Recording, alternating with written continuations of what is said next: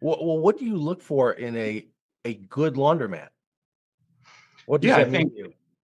yeah, I mean, from the point of view of like if we're looking for competition, where do we think we want to go, or just from us building out laundromats? From you guys building out, Okay. what are you looking for? Or what are you Yeah, looking to provide, I guess? yeah.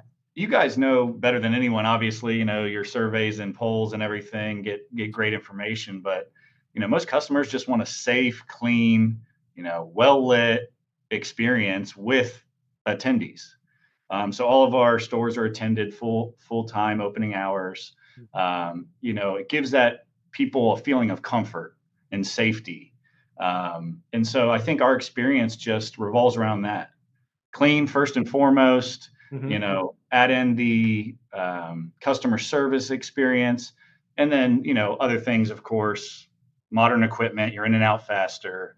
Mhm. Ozone, Mhm. drop off laundry, pick up and deliver, whatever you want to add after the fact. But I think Mhm. the main driver is just clean, safe, comfortable, Right, the which is basics.